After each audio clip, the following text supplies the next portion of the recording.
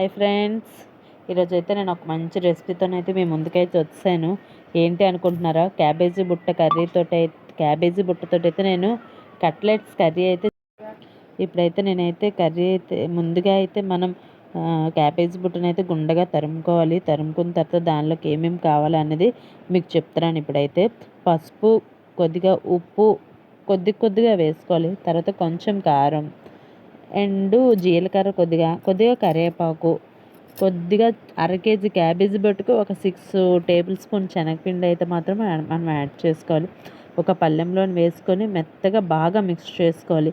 Mix చేసుకున్న water మాత్రం అస్సలు యాడ్ చేయకూడదు. ఎందుకంటే మన క్యాబేజీ బొట్టులో ఆల్రెడీ వాటర్ ఉంటుంది కాబట్టి అదైతే మనం యాడ్ చేయకూడదు. వాటర్ అయితే ఇలా అయినట్లుగానైతే మొత్తం మనం మిక్స్ చేసి, ఒకవేళ అవ్వకపోతే కొద్ది టేబుల్ స్పూను శనగపిండి వేసుకున్నా పర్వాలేదు.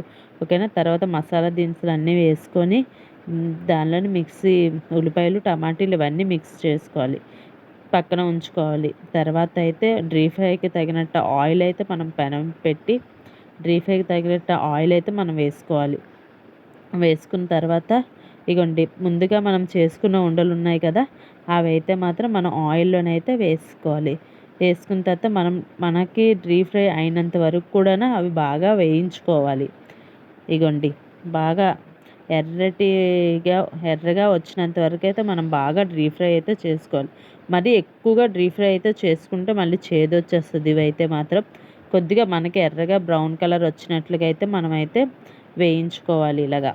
తర్వాత అదే ఆయిల్లోనైతే కొద్దిగా కరివేపాకు, కొద్దిగా జీలకర్ర అండ్ పచ్చిమిర్చి ఒక 2 or 3 యాడ్ చేసుకొని, తర్వాత ముందుగా మనము రుబ్బుకున్న ఉల్లి అయితే ఉంది కదా, అదైతే మనమైతే వేసుకోవాలి.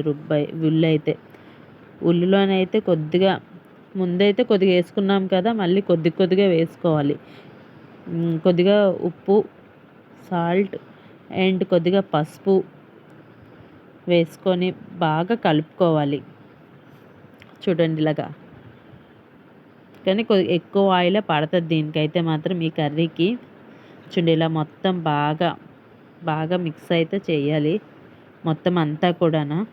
ఇగోండి, ఇలాగ ఎర్రగా వచ్చినంత వరకు అయితే మనం బ్రౌన్ కలర్లో ఇలాగ ఎర్రగా వచ్చినంత వరకే మనమైతే యాడ్ తర్వాత కొద్దిగా కారం యాడ్ చేసుకున్న తర్వాత కొద్దిగా వాటర్ అయితే వేసుకోవాలి. వాటర్ కొద్దిగా ఇలా బాయిల్ అయినంత వరకు అయితే వాటర్ వేసుకున్న తర్వాత ముందుగా మనం వేయించుకొని ఉంచుకున్న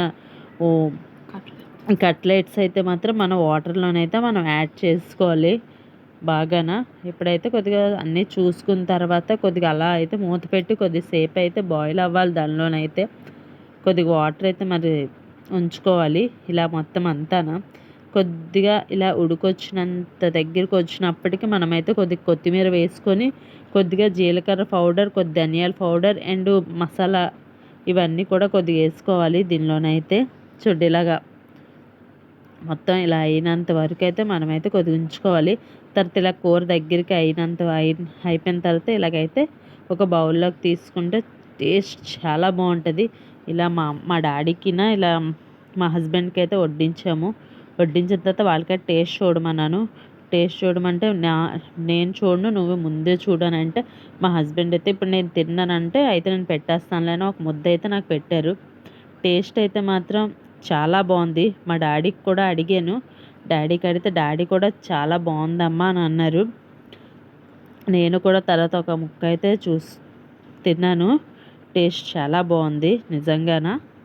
మీరు కూడా ఒకసారి ట్రై చేయండి, ఓకేనా. ఇలాగా అదే కాకుండా ఈవినింగ్ టైంలోని పిల్లలకి స్నాక్స్గా కూడా పనికొస్తుంది. టమాటో సాస్లోని వేసి పిల్లలకి ఈవినింగ్ టైంలో స్నాక్స్ లాగా పెడితే పిల్లలు కూడా చాలా బాగా తింటారు. చాలా టేస్ట్గా కూడా ఉంటుంది. ఓకేనా ఫ్రెండ్స్. ప్లీజ్ సబ్స్క్రైబ్ చేసుకోండి. పక్కనే ఉన్న బెల్ ఐకాన్ మాత్రం క్లిక్ చేయడం మర్చిపోకండి. Bye bye.